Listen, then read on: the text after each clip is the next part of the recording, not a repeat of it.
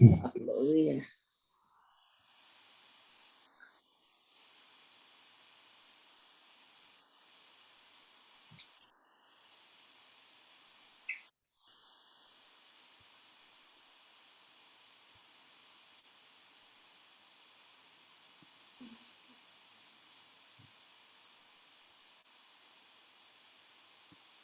Okay, so we are live on YouTube now. So let's start. Hallelujah. Okay,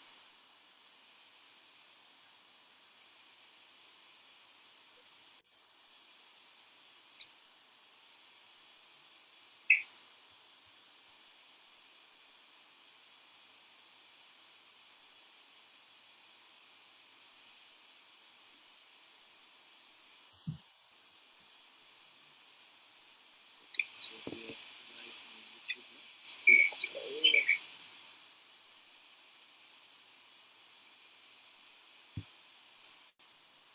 Okay, so we are on YouTube now. So let's begin our reading now. So I'm sharing the screen now. So this is the place we left. So we begin from the during the rainy season from that paragraph onwards. Manjunath Prabhu, would you like to read from this paragraph onwards? I'll show you. I'll tell you when to stop. Hare Krishna, everybody. Hare Krishna, Guruji. During the rainy season, lightning appears in one group of clouds and then immediately in another group of clouds. This phenomenon is compared to the lusty woman who does not fix her mind on the man. A cloud is compared to a qualified person because it pours rain and gives sustenance to many people. A man who is qualified similarly gives sustenance to many living creatures, such as family members or many workers in a business. Unfortunately, his whole life can be disturbed by a wife who divorces him. When the husband is disturbed, the whole family is ruined. The children are dispersed or the business is closed and everything is affected. It is therefore recommended that a woman desiring to advance to Krishna consciousness live peacefully with her husband and that the couple not separate under any condition. The husband and wife should control sex indulgence and concentrate their minds on Krishna consciousness so their life may be successful. After all, the material world, a man requires a woman and a woman requires a man. When they are combined, they should live peacefully in Krishna consciousness and should not be restless like the lightning flashing from one group of cloud to another. Sometimes, in addition to the roaring thunder of the clouds, there is an appearance of rainbow, which stands as a bow without a string. Actually, a bow is in the curved position because it is tied at two ends by the bowstring, but the rainbow, there is no such string, and yet it rests in the sky so beautifully. Similarly, when the Supreme Personality of Godhead descends to this material world, he appears just like an ordinary human being, but he is not resting on any material world condition. In Bhagavad Gita, our Lord says that he appears by the internal potency, which is free from bondage of external potency. What is bondage for the ordinary creature is freedom for the personality of Godhead. In many seasons, the moonlight is covered by clouds, but it's visible to intervals. It sometimes appears that the moon is moving with movement of the clouds, but actually the moon is still. Due to the clouds, it also appears to move. Similarly, for the one who has identified himself with the moving material world, is actually spiritual luster is covered by illusion, and with the movement of the material activities, he thinks he is moving to different spheres of life.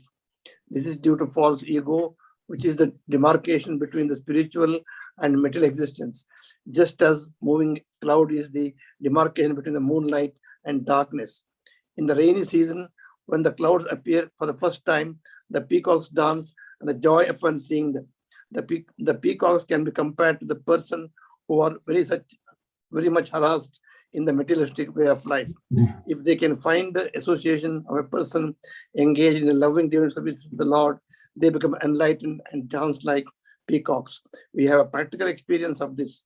Many of our students were dry and morose previous to their coming to Krishna consciousness, but having come into contact with the devotees, they are now dancing like jubilant peacocks.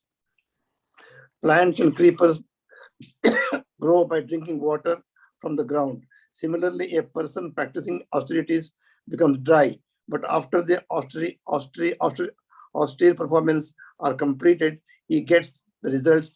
He begins to enjoy life in gratification with the family, society, love, home, and other paraphernalia. He becomes jolly like newly grown plants and grass. Sometimes it is seen that cranes and ducks meander continuously on the banks of the lakes and rivers, although the banks are filled with muddy garbage and thorny creepers. Similarly, persons who are householders without Krishna consciousness are constantly tarrying in material life in spite of all kinds of inconvenience. In the family life or any life, one cannot be perfectly happy without being Krishna consciousness. Srila Nagottama Dasa Thakura prays that he will have association of a person, either a householder or a man in the renounced order of life, who is engaged in the transcendental loving service of the Lord and is always crying the holy name of the Lord Chaitanya. For the materialistic person, worldly affairs become too aggressive, whereas a person with the Krishna consciousness, everything appears happily situated.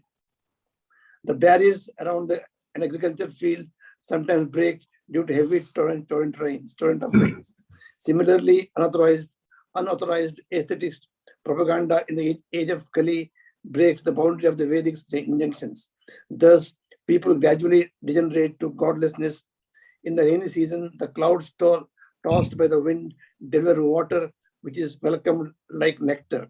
When the Vedic followers of the Brahmanas inspire rich men like kings and members of the wealthy mercantile community to give charity in the performance of great sacrifices, the distribution of such wealth is also nectarian. The four seasons of the human society, namely Brahmana, Kshatriya, Vaishya, and Sudras, are meant to live peacefully in a cooperative mood.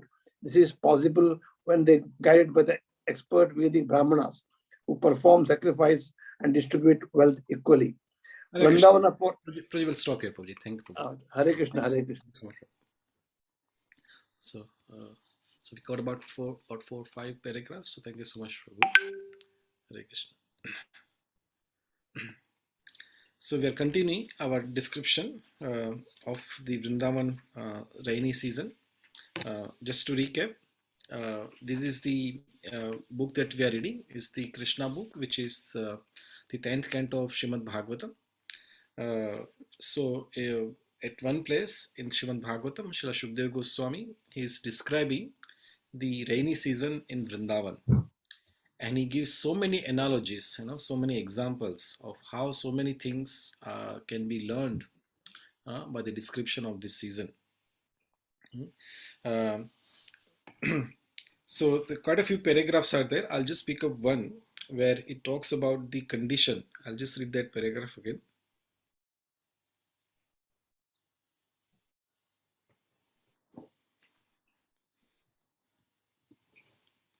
One second, I left my...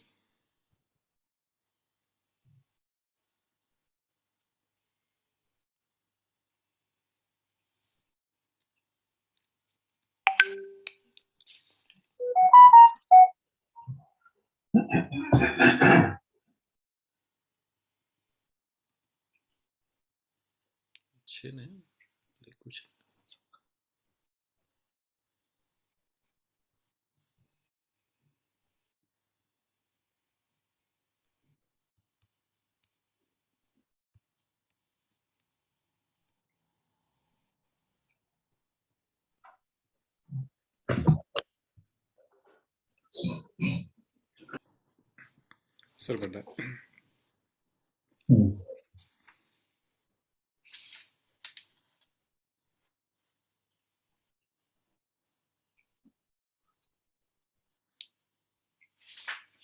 Okay, I had this bookmark, but I lost it.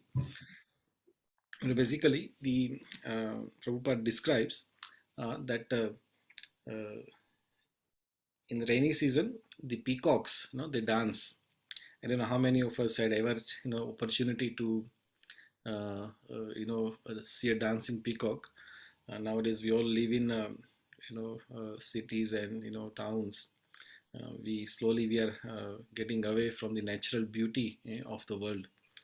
But the peacock, when there is a nice rain, the peacock becomes very happy, and they sing very nicely too. And they dance very nicely. They show their feathers around, and they dance very nicely. So here, Shukdev Goswami, it compares this dancing of peacock with the devotee. Devotee, when he once engages in devotional service of Krishna, uh, and then Krishna's mercy, uh, it is showering in his life, and that mercy of Krishna, it is like a rain, nectarian rain, and that nectarian rain takes away all the contamination, all the troubles and worries of this material world away from the devotee's life. Devotee feels very refreshed, very uh, very healthy, spiritually very healthy. Uh, and when you come out of some troubled condition, then naturally you like to celebrate and enjoy. Uh, so the devotee dances like a peacock. Uh, I, Dancing means he physically dance, or he's just dancing in his heart. He just becomes happy in this world. Mm.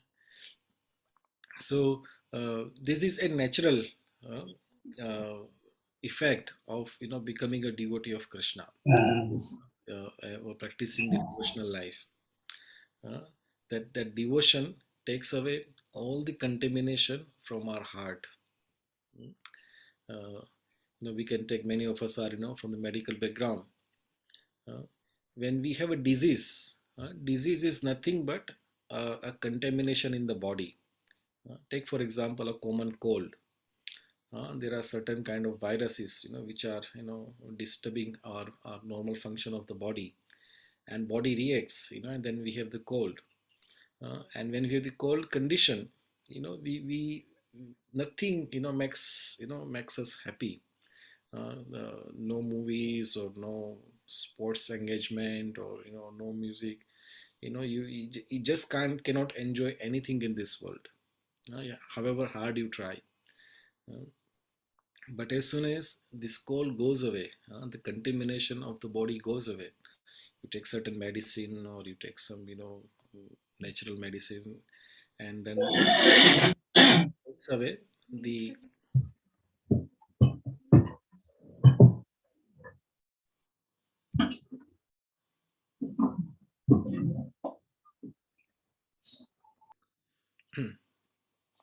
so when the contamination from the body goes away, then uh, we feel very happy. And I'm sure at some point in time or the other, we must have had a cold. And then once the cold is over, we feel so refreshed, so healthy, so joyful. uh, so this is we can compare it with this example of bhakti. uh, when we practice devotional service, we practice the devotional principles of devotion, then that purifies us of all the contamination from our body, and we feel very healthy. And in that healthy condition, once you become healthy, you like to do so many things. You like to go to park, meet friends and relatives, and celebrate some festival. uh, and we want to celebrate, we want to dance like a peacock. uh, so bhakti, it works, it brings the shower of Krishna's mercy in our life. And then we dance. Prabhupada mentions here, that we have seen our devotees in Krishna consciousness, that before they were become devotee, they were so morose. uh, and once they become devotee, they are jumping and dancing in Krishna consciousness, in bhakti. And this is natural. Once we have a devotion in our life, we become happy, and we want to share our happiness with everyone else. uh, Actually, the devotion makes someone very selfless. Otherwise, everybody in this world is very selfish. Everybody is looking forward to their own happiness. But the devotees, they like to share their happiness.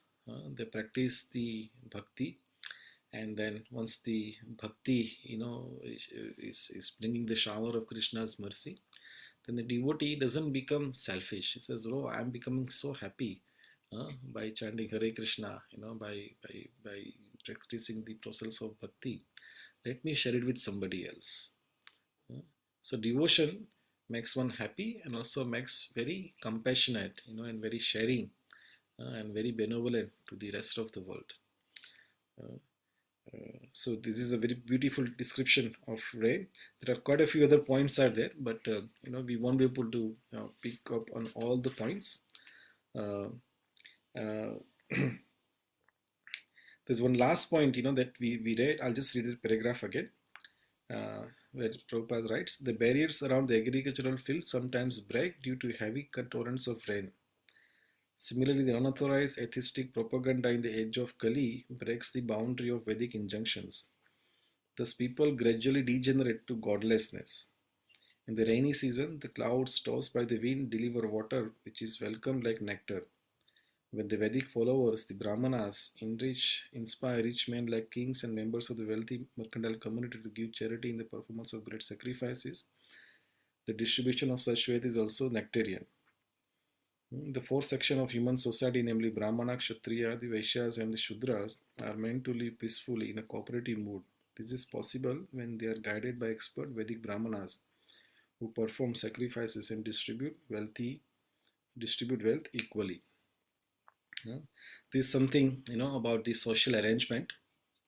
That in a society, every society has these four sections. It doesn't matter whether which society you follow. This Brahmana, Kshatriya, Shudras, and Vaishyas. Brahmanas are the people who educate the society. Kshatriyas are the administrators, and then the law keepers. They make the law and order in the society. The Vaishyas are the bankers and agriculturists. They look after the economy in the society. And Shudras are the labor class. They help the other three uh, groups in maintaining the society. These are the natural section in the society. You will see every part of the world. You will see in Africa, the remote places in Africa where there's a tribal people who have never heard of anything of Vedas. When they will see these four sections are there. Somebody is educating, somebody is keeping law and order, somebody is making houses and making the finances or the arrangement in the community nicely, and then some they are just helping everyone. uh, and you know capitalist, communist, every religion, wherever there's a community of people, you will see this four section. If you want to live peacefully, you have to have this four section. And all these four section, if when they come when they cooperate nicely, the society becomes very happy. Uh, so here it is mentioned that they should both, all four of them should cooperate very nicely. So we'll move to the next few paragraphs. I'll share the paragraph again. If anybody would like to read again, then please start now. We left from Vrindavan forest improved. Yep, from this paragraph. Should I read, Anyone? sir? Prabhu? Yes, Mataji, please go ahead. Yeah, thank you. Hare Krishna, everybody.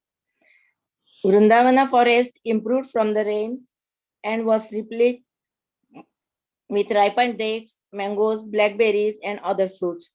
Lord Krishna, the Supreme Personality of the Godhead, along with his boyfriends and Lord Brahma, entered the forest to enjoy the new seasonal atmosphere. The cows being fed by new grasses became very healthy and their milk bags are all very full. When Lord Krishna called them by name, they immediately came to him out of affection.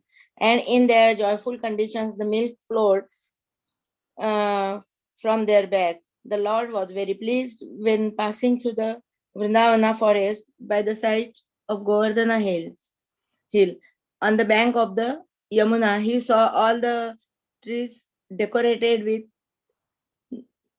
bees pouring honey, bees pouring honey.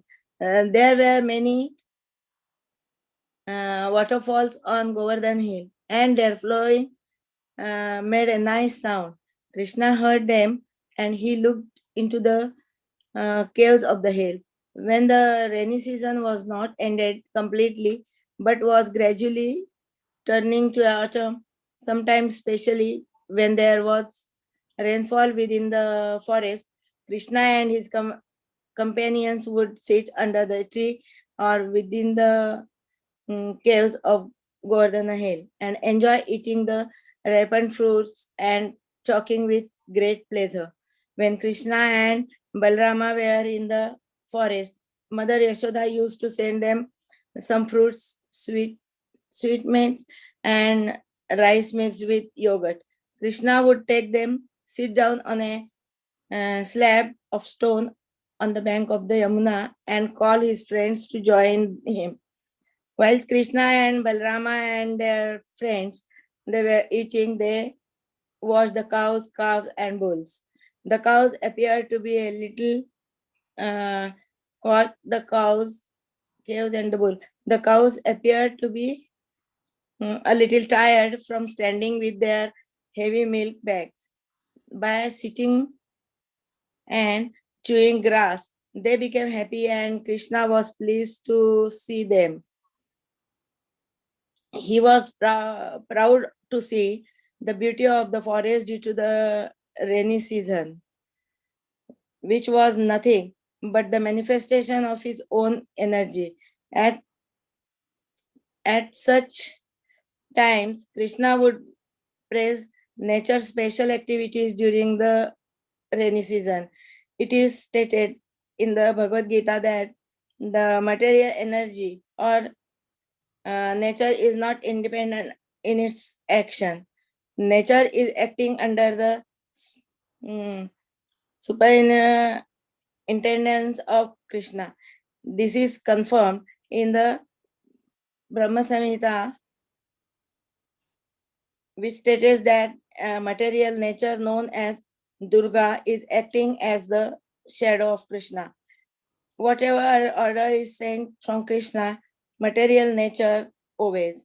Therefore, the natural beauty created by the rainy season was acted out according to the indication of Krishna, who thus felt very proud of material nature's beautiful activities. While Krishna, Mataji, we'll stop there, Mataji. Thank you, Mataji. okay, thank you. Hari Hari Mataji. So it's a very beautiful paragraph. Yeah. It is describing Krishna's how he is enjoying the rainy season. So here it is mentioned that Vrindavan forest, improved from the rains, was replete with ripened dates, mangoes, blackberries, and other fruits. Lord Krishna, the Supreme Personality of Godhead, along with his boyfriends and Lord Balram, entered the forest to enjoy the new seasonal atmosphere. So, the after the rain, the Vrindavan forest becomes very beautiful. Vrindavan forest is anyway very beautiful, but after the rainy season, there's one extra level of beauty which appears in Vrindavan. And Krishna, along with his friends and his brother Balram, they go because their business is to look after the cows. So they take the cows and goes to the forest. And cows are also very happy because now there is fresh grass, and they like to eat their fresh grass. And also there are so many other fruits on the tree. Here it's mentioned dates, mangoes and berries. So many fruits are there. And the cows, they are so happy. And then here it is mentioned, Krishna calls each cow by their name. Krishna had, 900,000 cows. His father had 900,000 cows. And Krishna, he would call each cow, with their name. So Krishna is very personal. This is the one thing that we learn from Krishna. Krishna is very personal. He's not at all impersonal. And this is something, we it's a very interesting to the philosophy of bhakti, chanting the name of the Lord. Uh, when we chant the name of the Lord listens to our prayers. He definitely listens to our prayers. For example, we see, when we go, say, for example, we are in a city center and somebody just calls our name. Maybe he's calling somebody else, but your name happens to be that person's name. Immediately, our ears shot up that I heard my name. Somebody is calling my name. Uh, and then we easily become very attentive. See, who has called my name? What has happened? Uh, or if you go to some kind of gathering or a party, uh, and suddenly somebody, you're talking to somebody, but somebody is talking about you, and he utters your name. Immediately, you become very attentive. Uh, Similarly, Krishna also becomes very attentive. When we call out his name, very sincerely. Uh, in the chanting of the holy name, there are various stages.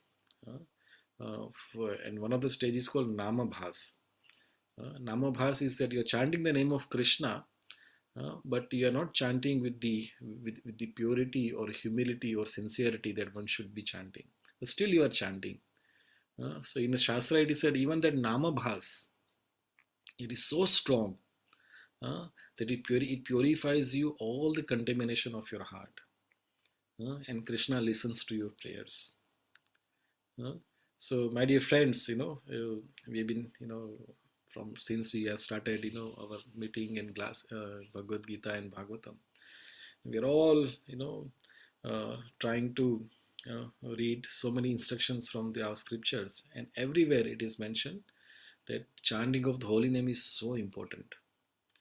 In this Kali Yuga, it is said, Harer Nam, Harer Nam eva kevalam, Kalau nasteva gatiranyata. In this age of Kali, there is no other method of deliverance other than the chanting of the holy name, chanting of the holy name, chanting of the holy name. Uh, we might have other processes of pleasing Krishna, like Jnana Kant, Karma Kant, so many other processes are there.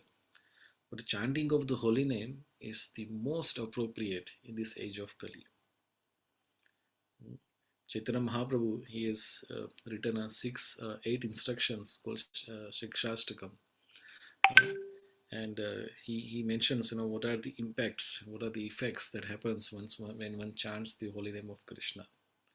So the first he says, Cheto darpana marjanam bhava mahadavagni nirvapanam Shreya Kairava Chandrika Vitaranam Vidyavadu Jivanam. So Mahaprabhu says Cheto Darpana Marjanam. Then when we chant the holy name of Krishna, this holy name, it removes the dust which is accumulated in our heart from life after life after life after life. All the contaminations of the various lifetime. That dirt, it is removed from the heart. Just some few minutes back, we talked about the disease condition. When we're in disease condition, uh, nothing makes happy in this world. Similarly, we have this disease called Bhavarog. What is that Bhavarog? That we keep taking birth again and again and again in this world, searching for that happiness. And this rog can be only be mitigated when we come under the protection and shelter of Krishna. And that bhavarog, the medicine for that bhavarog is that we chant the Krishna's name. And then Krishna, he will remove all these impurities from our heart. Another example is given, the heart is just like a mirror. And when the mirror is covered with the dust, uh, you cannot use that mirror. You cannot show your on your face. If you go to the mirror, you cannot see yourself. But as soon as you clear the dust from the mirror, you see things as they are. So holy name works like that. Holy name removes all the dust from the mirror of our heart, from our mind, and then we see the things as they are. So when one chants holy name, they see the reality of this world. They see, we realize, no, who am I? Who is God? What is my relationship with God? Why am I here? Why am I suffering? Why everybody is suffering? Why things are like? Because the dust from the heart is removed, we can see the things as they are. Uh, but unless and until you remove that dirt, uh, you won't be able to see the reality of this world. There is no chance. So this is the first effect of chanting of the holy name. So similarly here, Krishna, he calls each cow with their names, and cow becomes very happy, and they run, towards Krishna. And here it is mentioned, because they are so agitated by Krishna's, calling their names, and they want to rush towards Krishna. And here it is mentioned that their milk bags are, full with milk. Uh, and then they start, releasing milk from their udders.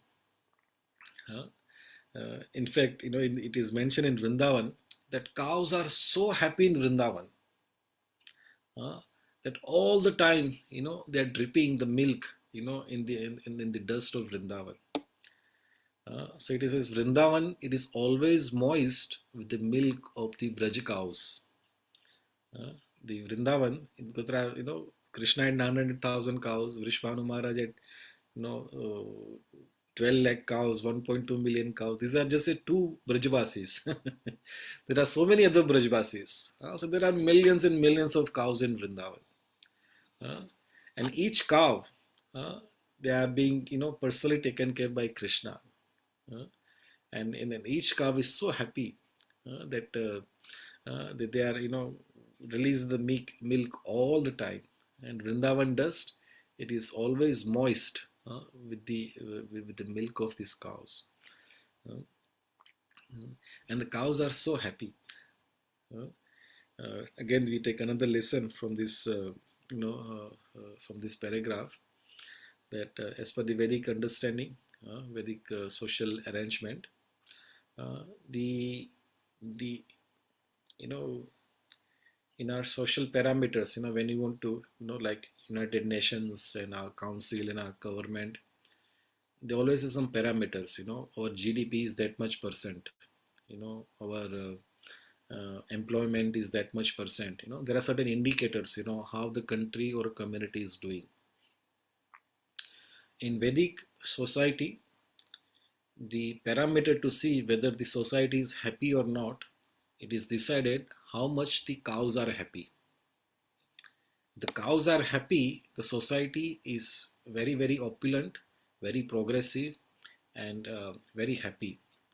The cows are not taken care of, and uh, they are neglected, then the society can see that society, they are suffering, or they are degrading day by day. And you see in this world, you can see the pages of the history. Uh, the country or the community, where they're looking after the cows and very nicely, they are very progressive, very happy, very satisfied. mm, and they have all the uh, necessary things which is required for a happy living in this world. It is all provided. uh, so one should, always look after the cows very nicely, as a community, as a family, as a government. We should look after. Uh, uh, I still know, those who follow the Vedic traditions. The families, they either keep their cows, if they have sufficient arrangement in their house, they keep their cows in their cow shed. But if not, they either adopt, or contributes towards keeping some cows in some place. They support that arrangement, by donating money, or or somewhere or the other. But one should always look after the cow. Go Raksha. It is called Go Raksha. Uh, and then when the cows are looked after very nicely, she gives very nice blessings. Mm. and those blessings, they bring not only material prosperity in our family, but they bring the spiritual prosperity in our family. Hmm? uh, the prosperity in our family doesn't just come, with money and, some high education, or, some position in the society. That does not bring prosperity. The prosperity comes via blessings, the blessings of our guru, the blessings of our parents, the blessings of cows, uh, and when we look after them very nicely, and then we attract the ultimate blessings of Krishna. So these are, some very important lessons are there in these pages of Krishna book. Mm. And there are one or two more points in this paragraph. In the end of the paragraph, it is mentioned Krishna becomes very happy looking at the beauty of Vrindavan. And here Prabhupada mentions that, in Bhagavad Gita, it is when Maya Dakshina Prakriti Suyate Sacharacharam. Uh, this whole material world, it is acting under the superintendence of Krishna. And the material world, it is managed by Mother Durga. So Krishna is very happy how Mother Durga has made this Vrindavan, this beauty of this Vrindavan, so wonderful. So Mother Durga is again one of the energy of Krishna. So Krishna is very happy that this Vrindavan is so beautiful. So these are the beautiful description of Vrindavan. I pray and wish that someday we'll all go together and take this beautiful yatra of Vrindavan. It is not same as what it was there at time of Krishna was there, but our acharyas explain that Vrindavan, actually, it is not a geographical location. Of course, it is a geographical position. It is there in Uttar Pradesh. South of northeast of southeast of Vrindavan, southeast of Delhi. The location is there, but also Vrindavan is a spiritual place. And it is mentioned that Vrindavan, you cannot enter Vrindavan just by buying a ticket and hiring a taxi and entering into Vrindavan and doing a sightseeing. That is not really actual Vrindavan Yatra. Vrindavan Yatra, it starts from the heart first, and that heart, when the heart is longing for Krishna, it is longing for Krishna's shelter, Krishna's mercy. Like here it is mentioned, when the scorching heat, people become very morose and they pray for the rain. So similarly, when we pray, our heart is so dry by the scorching troubles of this world. It becomes so dry, and we want the mercy of Krishna. So when we go with that humble heart, with that sincere prayers, and then we enter into Vrindavan, that Krishna, please accept me in your shelter. So that heart is required, that attitude, that sincerity is required. Krishna, I have come to take shelter. I not come here to take, sightseeing. I not come here to be in a five-star hotel, and be in a air-conditioned room. I have not come here for that. I come here to take shelter at your lotus feet. In the association of your devotees, I want to hear your name. I want to serve you. I want to please you. So in that heart, when we enter into Vrindavan, then then Krishna, he reveals the Vrindavan when we go into the Vrindavan. He actually shows the what is real Vrindavan. So my dear Guru Maharaj, he always says one should go to Vrindavan as a beggar. And we do not have, in this world, begging is considered a very low, very low class. But when we approach Krishna, we have to go as a beggar. So when we go to Vrindavan, we have to go with this begging heart as a beggar. To my Lord, I come as a beggar. Please accept me in your service. And when we go with that attitude, with that sincerity, then we will see the Vrindavan, what we are reading in these pages of Krishna book, we will see exact that Vrindavan. Uh, and Krishna will reveal. We can only see we can only see Vrindavan if Krishna reveals it. Otherwise, we cannot see. Otherwise, we'll just go there and we'll see, oh, there is so much dirty things are there. The dogs are moving around. The rickshaws are honking. And then we'll see all these negative things. Huh? We won't see real Vrindavan.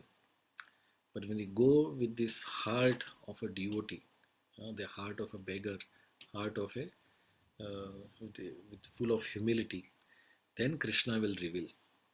Then you will see every dust of Vrindavan as a jewel. Every lamppost, or every building in Vrindavan, as the actual, the spiritual place. Otherwise, you'll go there, and say, oh, this is not, it is worse than, the normal town in any place in the world. You never come back there again. Because our heart is not there. We cannot go to Vrindavan just for sightseeing. Then you won't be able to see Vrindavan.